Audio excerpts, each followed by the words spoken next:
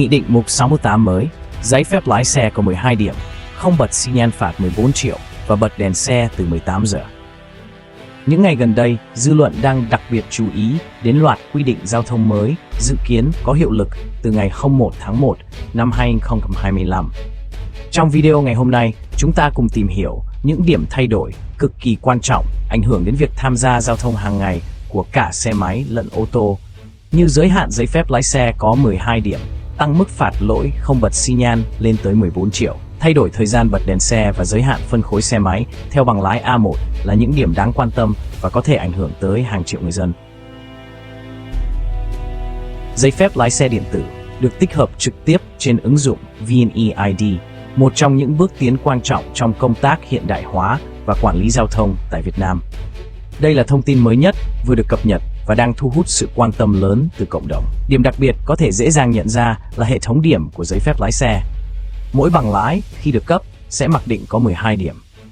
Tuy nhiên, trong quá trình tham gia giao thông, nếu người lái xe vi phạm các quy định, điểm số này sẽ bị trừ dần tương ứng với mức độ nghiêm trọng của từng lỗi vi phạm. Ngay bây giờ, chúng ta cùng điểm qua một số lỗi vi phạm giao thông phổ biến và mức điểm bị trừ tương ứng để có thể hiểu rõ hơn về cách thức vận hành của hệ thống mới này. Mức trừ 2 điểm sẽ được áp dụng đối với các lỗi vi phạm liên quan đến an toàn và điều khiển phương tiện trong điều kiện đặc biệt, bao gồm lùi xe, quay đầu xe hoặc dừng đỗ không đúng quy định trong hầm đường bộ, đi vào làn dừng khẩn cấp trên cao tốc mà không có lý do chính đáng, không giữ khoảng cách an toàn khi lưu thông trên cao tốc, gây nguy cơ va chạm từ phía sau, chuyển làn không đúng nơi quy định hoặc không có tín hiệu xi nhan, không nhường đường tại các giao lộ hoặc không giảm tốc độ khi cần thiết, gây ảnh hưởng tới các phương tiện khác. Đây là những lỗi tưởng chừng đơn giản, nhưng thực tế lại là nguyên nhân của rất nhiều vụ tai nạn giao thông. Với các lỗi nghiêm trọng hơn, mức phạt sẽ nặng hơn và người vi phạm sẽ bị trừ 4 điểm trên giấy phép lái xe, bao gồm sử dụng điện thoại hoặc thiết bị điện tử khi đang lái xe, gây mất tập trung, cản trở xe ưu tiên như xe cứu thương, xe chữa cháy, xe công an trong quá trình làm nhiệm vụ, chạy quá tốc độ cho phép từ 20 đến 35 km/h, không chấp hành tín hiệu đèn giao thông hoặc hiệu lệnh của người điều khiển giao thông, đi ngược chiều trên đường một chiều hoặc đi vào đường cấm. Những lỗi này thường dẫn đến những tình huống nguy hiểm trên đường, có thể gây tai nạn nghiêm trọng. Mức phạt 6 điểm sẽ áp dụng cho các hành vi vi phạm nghiêm trọng, có nguy cơ cao gây ra tai nạn giao thông lớn. Cụ thể, dừng đỗ xe trên cao tốc sai quy định, gây cản trở và nguy hiểm cho các phương tiện khác, chạy quá tốc độ trên 35 km/h so với mức giới hạn cho phép, không dừng phương tiện và hỗ trợ nạn nhân trong trường hợp gây tai nạn giao thông. Những lỗi này không chỉ vi phạm nghiêm trọng luật giao thông mà còn vi phạm đạo đức và trách nhiệm của người tham gia giao thông. Những hành vi đặc biệt nguy hiểm và đe dọa trực tiếp đến tính mạng con người sẽ bị xử lý nghiêm khắc với mức trừ 10 điểm, bao gồm gây tai nạn do không thủ quy định giao thông, đi ngược chiều, lùi xe hoặc quay đầu xe trên đường cao tốc, những hành vi cực kỳ nguy hiểm, có thể gây tai nạn nghiêm trọng trong tích tắc, vi phạm nồng độ cồn ở mức từ 50 đến 80 mg 100 ml máu hoặc 0,25 đến 0,4 mg 1 lít khí thở. Việc vi phạm nồng độ cồn khi lái xe là một trong những nguyên nhân hàng đầu dẫn đến tai nạn giao thông nghiêm trọng tại Việt Nam. Do đó, chính sách này được đưa ra nhằm hạn chế tối đa tình trạng lái xe sau khi sử dụng rượu bia. Ngoài những lỗi nêu trên, vẫn còn rất nhiều hành vi vi phạm giao thông khác sẽ bị trừ điểm trên giấy phép lái xe tùy vào mức độ nghiêm trọng của từng lỗi. Đại tá Nguyễn Quang Nhật, trưởng phòng tuyên truyền phổ biến pháp luật về trật tự an toàn giao thông, Cục Cảnh sát Giao thông Bộ Công an có chia sẻ. Có thể nói rằng, trong quá trình tham mưu cho Bộ Công an để xây dựng và trình Chính phủ ban hành Nghị định 168 về xử phạt vi phạm hành chính trong lĩnh vực giao thông đường bộ, trừ điểm và phục hồi điểm giấy phép lái xe, chúng tôi đã có sự nghiên cứu kỹ lưỡng, tham khảo từ các kinh nghiệm quốc tế và phân tích thực tiễn tại Việt Nam. Qua quá trình nghiên cứu, chúng tôi nhận thấy rằng việc quản lý người điều khiển phương tiện thông qua hệ thống điểm số đối với giấy phép lái xe là một biện pháp quản lý rất hữu hiệu và cần thiết. Phương pháp này không chỉ giúp nâng cao ý thức tuân thủ luật giao thông của người dân, mà còn là công cụ quan trọng để kiểm soát và ngăn ngừa các hành vi vi phạm nghiêm trọng có nguy cơ gây tai nạn. Việc trừ điểm sẽ được căn cứ vào tính chất và mức độ của hành vi vi phạm. Những hành vi vi phạm càng nghiêm trọng, nguy cơ ảnh hưởng đến tính mạng và tài sản của người khác càng cao thì số điểm bị trừ sẽ lớn hơn. Điều này nhằm đảm bảo rằng hình phạt là công bằng và tương xứng với hành vi vi phạm. Một ví dụ cụ thể, vi phạm nồng độ cồn, đây là hành vi cực kỳ nguy hiểm, có thể gây ra các vụ tai nạn giao thông thảm khốc. Chính vì vậy, thang điểm xử lý được chia thành nhiều cấp độ khác nhau, phụ thuộc vào mức độ vi phạm. Mức 1, nếu nồng độ cồn dưới 0,25mg/lít khí thở, mức vi phạm này bị trừ 4 điểm. Đây là mức độ nhẹ nhất, tuy nhiên vẫn tiềm ẩn nguy cơ nên cần có sự răn đe. Mức 2, nếu nồng độ cồn từ 0,25 đến dưới 0,4mg/lít khí thở, người vi phạm sẽ bị trừ 10 điểm. Lỗi này được xem là nghiêm trọng hơn nhiều, do nồng độ cồn cao hơn có thể gây ảnh hưởng trực tiếp đến khả năng lái xe. Mức 3, nếu nồng độ cồn trên 0,4mg/lít khí thở, đây là vi phạm nghiêm trọng nhất. Người vi phạm sẽ bị tước giấy phép lái xe từ 10 đến 24 tháng, chứ không chỉ trừ điểm đơn thuần. Điều này đồng nghĩa với việc người vi phạm không được phép tiếp tục điều khiển phương tiện trong thời gian dài. Các mức phạt trên được đưa ra dựa trên các nghiên cứu cho thấy khi nồng độ cồn dưới 0,25mg/lít khí thở, khả năng gây tai nạn tăng nhẹ. Từ 0,25 đến dưới 0,4mg/lít khí thở, nguy cơ mất kiểm soát phương tiện tăng mạnh, dẫn đến các tình huống nguy hiểm. Trên 0,4mg/lít khí thở, người điều khiển phương tiện có thể hoàn toàn mất kiểm soát, nguy cơ tai nạn nghiêm trọng là rất cao. Ngoài ra, không chỉ có vi phạm nồng độ cồn, các lỗi nghiêm trọng như đi ngược chiều trên cao tốc, chạy quá tốc độ trên 35 km/h, hoặc không dừng lại để hỗ trợ nạn nhân khi gây tai nạn cũng sẽ bị trừ điểm rất nặng, thậm chí tước bằng lái ngay lập tức. Việc trừ điểm trên giấy phép lái xe đã được quy định là một thủ tục đi kèm với quá trình xử phạt vi phạm hành chính. Cụ thể là khi lực lượng chức năng bao gồm cảnh sát giao thông hoặc các đơn vị có thẩm quyền phát hiện và xử lý hành vi vi phạm của người điều khiển phương tiện, thì sau khi có quyết định xử phạt, quyết định trừ điểm sẽ được thực hiện đồng thời. Quy trình cụ thể diễn ra như sau. Khi bạn vi phạm, lực lượng chức năng sẽ tiến hành lập biên bản, ghi nhận lỗi vi phạm của bạn. Sau khi có quyết định xử phạt hành chính chính thức, thường là vài ngày sau hoặc ngay khi bạn hoàn thành nộp phạt, hệ thống sẽ tự động cập nhật quyết định trừ điểm trên giấy phép lái xe của bạn. Thông tin về số điểm bị trừ sẽ được tích hợp ngay lập tức trên hệ thống cơ sở dữ liệu quốc gia về dân cư và hiển thị thông qua ứng dụng VNeID. Khi điểm số thay đổi, người vi phạm có thể chủ động tra cứu thông qua ứng dụng VNeID để biết được tình trạng điểm số giấy phép lái xe của mình. Ngoài ra, sắp tới, hệ thống VNeID sẽ được đồng bộ thêm với ứng dụng VetTraffic, ứng dụng chuyên biệt hỗ trợ tra cứu vi phạm giao thông, giúp người dân theo dõi các vi phạm và điểm số giấy phép lái xe một cách nhanh chóng và minh bạch hơn. Việc trừ điểm sẽ không diễn ra ngay lập tức tại thời điểm lập biên bản vi phạm, mà sẽ được thực hiện ngay khi có quyết định xử phạt chính thức. Quy trình này đảm bảo sự chính xác, minh bạch và giúp người dân có đủ thời gian để tiếp nhận thông tin, hoàn thành nghĩa vụ nộp phạt trước khi bị trừ điểm. Với sự tích hợp của VNeID, người dân sẽ không còn phải băn khoăn hay chờ đợi lâu để biết được tình trạng giấy phép lái xe của mình. Chỉ cần mở ứng dụng, mọi thông tin về giấy phép lái xe, vi phạm và điểm số sẽ được hiển thị rõ ràng. Người dân hoàn toàn có quyền khiếu nại hoặc yêu cầu giải thích nếu cảm thấy có sai sót hoặc nhầm lẫn trong quá trình xử phạt và trừ điểm. Trong trường hợp này, họ có thể liên hệ trực tiếp với đơn vị cảnh sát giao thông đã ra quyết định xử phạt, hoặc thông qua ứng dụng VNeID và các cổng thông tin điện tử của Bộ Công an để gửi phản ánh và yêu cầu xem xét. Mọi khiếu nại sẽ được xử lý theo quy trình pháp luật hiện hành để đảm bảo quyền lợi chính đáng cho người dân. Cụ thể, nếu một người điều khiển phương tiện vi phạm và bị trừ điểm, nhưng sau đó không có thêm bất kỳ vi phạm nào trong vòng 12 tháng kể từ lần vi phạm cuối cùng, thì vào thời điểm kết thúc một năm đó, hệ thống sẽ tự động phục hồi lại toàn bộ 12 điểm trên giấy phép lái xe của họ. Một ví dụ cụ thể, giả sử vào tháng 1 năm 2025, bạn bị xử phạt do vi phạm lỗi chạy quá tốc độ, dẫn đến bị trừ 4 điểm trên giấy phép lái xe. Tuy nhiên, từ thời điểm đó cho đến tháng 1 năm 2026,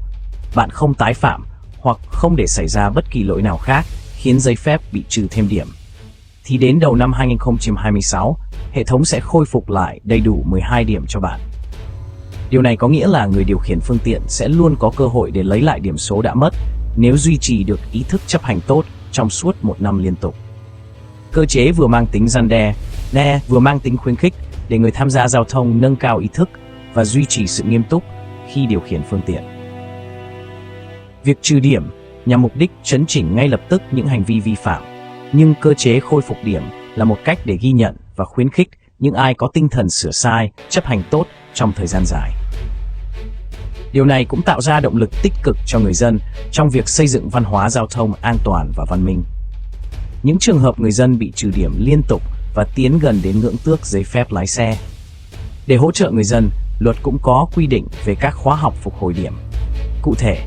người vi phạm có thể đăng ký tham gia lớp học về luật giao thông, các khóa đào tạo bổ sung kiến thức tại các cơ sở được cấp phép. Sau khi hoàn thành khóa học và đạt yêu cầu, một phần điểm có thể được phục hồi. Tuy nhiên, việc tham gia các khóa học chỉ có thể khôi phục một số điểm giới hạn nhất định và không thể phục hồi toàn bộ 12 điểm trong thời gian ngắn. Điều này có nghĩa là, ngoài cơ chế phục hồi tự động sau 12 tháng không vi phạm, người dân vẫn có thêm lựa chọn tích cực thông qua việc học tập và nâng cao nhận thức về an toàn giao thông. Ngoài ra, việc áp dụng hệ thống trừ điểm trên giấy phép lái xe thông qua ứng dụng VNeID đã được triển khai đồng bộ với các quy định hiện hành.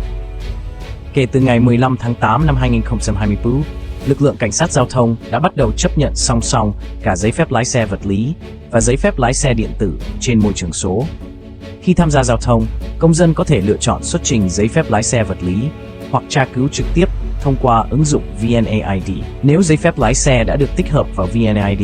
lực lượng cảnh sát giao thông sẽ tiến hành kiểm tra nhanh chóng qua hệ thống điện tử, giảm bớt các thủ tục rườm rà và tạo điều kiện thuận lợi cho người dân.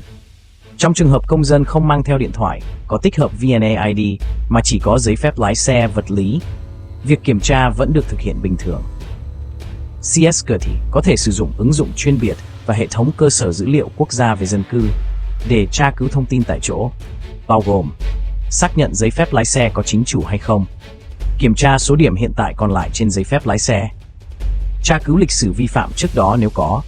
Hệ thống này liên thông trực tiếp với cơ sở dữ liệu căn cước công dân, đảm bảo khả năng xác minh chính xác danh tính và tình trạng giấy phép lái xe của người vi phạm trong thời gian ngắn. Đối với trường hợp người dân chưa tích hợp giấy phép lái xe vào VNeID, quá trình trừ điểm vẫn diễn ra bình thường khi vi phạm. Điểm số của giấy phép lái xe được quản lý trực tiếp trên hệ thống dữ liệu của cảnh sát giao thông và cập nhật liên tục. Dù có hay chưa tích hợp vào VNeID, điểm số vẫn được ghi nhận và theo dõi đầy đủ.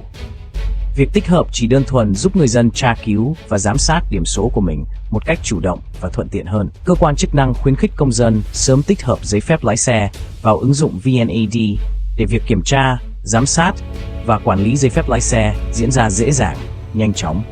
Điều này không chỉ giúp người dân chủ động nắm bắt thông tin về vi phạm và điểm số giấy phép lái xe của mình, mà còn giảm thiểu các tình huống bất ngờ khi tham gia giao thông. Việc tuân thủ nghiêm chỉnh các quy định an toàn giao thông vẫn là yếu tố then chốt giúp bảo vệ quyền lợi và tránh bị trừ điểm. Khi điểm số về hông, giấy phép lái xe sẽ bị thu hồi và công dân buộc phải thi lại từ đầu để được cấp mới. Việc áp dụng hệ thống trừ điểm trên giấy phép lái xe là một bước tiến quan trọng trong công tác quản lý trật tự an toàn giao thông tại Việt Nam, đồng thời thể hiện sự tiệm cận với các mô hình hiện đại đang được triển khai ở nhiều quốc gia trên thế giới. Đại tá Nguyễn Quang Nhật cho biết, việc quản lý hành vi của người lái xe là một nhiệm vụ trọng tâm trong quản lý nhà nước về giao thông. Các quốc gia trên thế giới đều có những biện pháp quản lý tương tự, từ theo dõi hành vi lái xe cho đến các biện pháp xử phạt.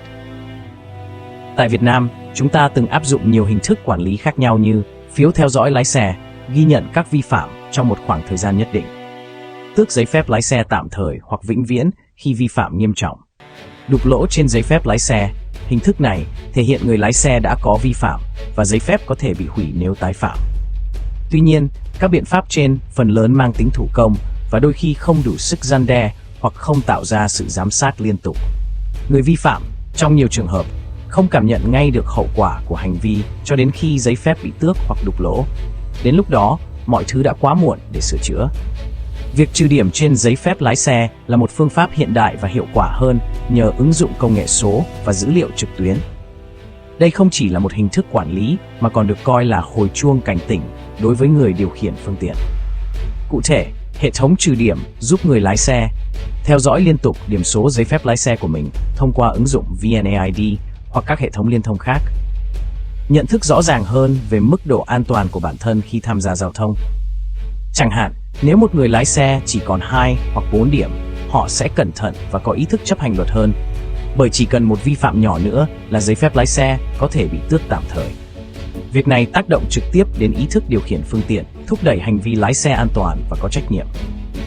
Đại tá Nhật so sánh hệ thống này với đồng hồ xăng trên xe. Khi đồng hồ báo sắp hết xăng, ai cũng hiểu rằng cần phải đổ xăng ngay lập tức để tránh rủi ro. Tương tự, khi số điểm trên giấy phép lái xe sắp cạn, người lái xe sẽ luôn tự nhắc nhở bản thân không được vi phạm thêm. Ngoài ra, nếu điểm số về không và giấy phép lái xe bị tước, người vi phạm sẽ phải chờ ít nhất 6 tháng trước khi được tham gia kỳ thi kiểm tra lại lý thuyết để phục hồi điểm số và được cấp lại giấy phép lái xe. Hình thức này không chỉ đảm bảo tính răn đe mà còn mang tính nhân văn, tạo cơ hội cho người dân sửa đổi hành vi sau vi phạm. Người lái xe có thể cải thiện ý thức, xây dựng thói quen tuân thủ pháp luật lâu dài để tránh mất điểm và duy trì quyền sử dụng giấy phép lái xe. Việc áp dụng trừ điểm trên giấy phép lái xe tại Việt Nam là một bước tiến phù hợp với xu hướng chung của thế giới, tạo nền tảng cho giao thông văn minh, an toàn hơn, đồng thời giúp người dân chủ động hơn trong việc bảo vệ quyền lợi và trách nhiệm khi tham gia giao thông. Quy định thứ hai liên quan phạt tiền đến 14 triệu đồng nếu xe máy không xi nhan. Theo Nghị định 1618 năm 2024 của Chính phủ về xử phạt vi phạm hành chính trong lĩnh vực giao thông đường bộ, mức xử phạt đối với lỗi không bật xi nhan khi điều khiển xe máy đã có sự điều chỉnh đáng kể nhằm nâng cao ý thức chấp hành luật lệ giao thông và giảm thiểu nguy cơ tai nạn. Tại điểm A, khoản 3, điều 7 của Nghị định 1618 quy định phạt tiền từ 600.000 đồng đến 800.000 đồng đối với người điều khiển xe máy khi chuyển hướng nhưng không quan sát hoặc không đảm bảo khoảng cách an toàn với phương tiện phía sau, không giảm tốc độ khi chuyển hướng, không có tín hiệu báo hướng rẽ xi nhan khi thực hiện chuyển hướng, có tín hiệu báo rẽ nhưng không sử dụng liên tục trong suốt quá trình chuyển hướng. Ngoại lệ, quy định này không áp dụng đối với các trường hợp xe đi theo hướng cong của đoạn đường hoặc tại những nơi không có giao lộ. Tại khoản 10, điều 7 của Nghị định 1618 quy định phạt tiền từ 10 triệu đồng đến 14 triệu đồng đối với người điều khiển xe máy khi dừng xe, đỗ xe, quay đầu, lùi xe, vượt xe hoặc chuyển hướng, chuyển làn đường không đúng quy định trên đường cao tốc, gây nguy cơ mất an toàn giao thông hoặc dẫn đến tai nạn. Theo khoản 13, điều 7 của Nghị định 1618, nếu người điều khiển xe máy không bật xi nhan khi chuyển hướng gây tai nạn giao thông, ngoài mức phạt tiền từ 10 triệu đồng đến 14 triệu đồng,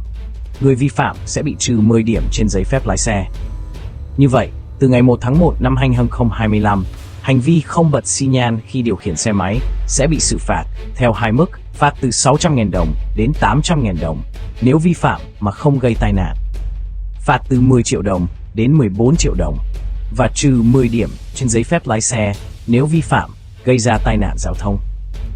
Quy định này là một phần trong các biện pháp nhằm siết chặt an toàn giao thông đường bộ và răn đe các hành vi vi phạm phổ biến nhưng có thể dẫn đến những hậu quả nghiêm trọng, đặc biệt là trong môi trường đô thị và trên các tuyến đường cao tốc. Trước ngày 1 tháng 1 năm 2025, theo điểm C, khoản 3, điều 6 của Nghị định 100 năm 2019, sửa đổi điểm A, khoản 4, điều 2 của Nghị định 123 năm 2021, mức phạt đối với lỗi không xi nhan khi chuyển hướng hoặc không giảm tốc độ là từ 400.000 đồng đến 600.000 đồng đối với người điều khiển xe máy. Ngoài ra, theo điểm B, khoản 7, điều 6 của Nghị định 100, nếu hành vi không bật xi nhan gây tai nạn giao thông, mức phạt sẽ là từ 4 triệu đồng đến 5 triệu đồng. Tuy nhiên, từ ngày 1 tháng 1 năm 2025, các mức phạt theo Nghị định 1618 sẽ có hiệu lực và tăng lên đáng kể. Đặc biệt, đối với trường hợp không bật xi nhan khi chuyển hướng gây tai nạn giao thông, mức phạt sẽ tăng mạnh. Phạt tiền từ 10 triệu đồng đến 14 triệu đồng. Một quy định rất quan trọng khác mà đa phần người tham gia giao thông rất hay mắc phải liên quan đến thay đổi về thời gian bật đèn chiếu sáng. Từ ngày 1 tháng 1, 2025, quy định về việc bật đèn chiếu sáng phía trước đối với người điều khiển phương tiện giao thông sẽ có sự thay đổi quan trọng nhằm nâng cao an toàn giao thông và giảm thiểu các nguy cơ tai nạn trong điều kiện tầm nhìn kém. 1. Thời gian bắt buộc bật đèn chiếu sáng trong điều kiện thời tiết bình thường. Người lái xe phải bật đèn chiếu sáng phía trước từ 18 hầm 6 giờ chiều ngày hôm trước đến 6 giờ sáng ngày hôm sau. Quy định mới này điều chỉnh thời gian bật đèn sớm hơn 1 giờ vào buổi tối và kéo dài thêm 1 giờ vào buổi sáng so với quy định trước đây từ 19 đến 5 hầm. Việc điều chỉnh thời gian này nhằm đảm bảo tầm nhìn tốt hơn cho người điều khiển phương tiện trong khoảng thời gian chạng vạng, tối và sáng sớm, khi ánh sáng tự nhiên còn yếu, dễ gây ra các vụ va chạm hoặc tai nạn do thiếu ánh sáng. 2. Các trường hợp bắt buộc phải bật đèn chiếu sáng ngoài thời gian quy định. Ngoài khung giờ bắt buộc từ 18 khẩn đến 6 khẩn, tài xế phải bật đèn chiếu sáng trong các điều kiện thời tiết đặc biệt hoặc môi trường tầm nhìn hạn chế. Cụ thể, khi có sương mù dày đặc, khói bụi, mưa lớn hoặc thời tiết xấu làm giảm tầm nhìn. Khi di chuyển trong hầm đường bộ, bất kể thời gian là sáng hay tối. Đây là quy định bắt buộc để đảm bảo an toàn cho cả tài xế và các phương tiện cùng lưu thông trong môi trường ánh sáng yếu hoặc không có ánh sáng tự nhiên. 3. Quy định sử dụng đèn chiếu gần trong hầm đường bộ. Khi điều khiển phương tiện trong hầm đường bộ, người lái xe phải bật đèn chiếu gần, đèn cốt, không sử dụng đèn chiếu xa, đèn pha để tránh gây chói mắt và làm ảnh hưởng đến tầm nhìn của các phương tiện đi ngược chiều. Quy định này áp dụng bất kể thời gian nào trong ngày và là biện pháp nhằm đảm bảo sự an toàn, thông thoáng trong hầm đường bộ, nơi không có nguồn sáng tự nhiên hoặc ánh sáng rất hạn chế. Việc điều chỉnh khung giờ bật đèn và các điều kiện bắt buộc sử dụng đèn chiếu sáng nhằm tăng cường sự an toàn cho người tham gia giao thông trong điều kiện ánh sáng yếu hoặc tầm nhìn bị hạn chế, giảm nguy cơ xảy ra tai nạn giao thông vào thời điểm sáng sớm và chạng vạng tối, những thời điểm mà tầm nhìn thường không rõ ràng. Đồng bộ thói quen lái xe của người dân với các tiêu chuẩn quốc tế từ ngày 1 tháng 01 năm 2025,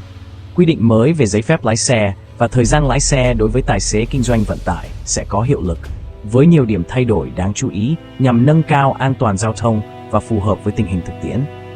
Quy định mới về giấy phép lái xe A1. Giấy phép lái xe hạng A1 sẽ được cấp cho người điều khiển xe mô tô hai bánh có dung tích từ 50cc đến 125cc hoặc xe có công suất động cơ điện đến 11 kW.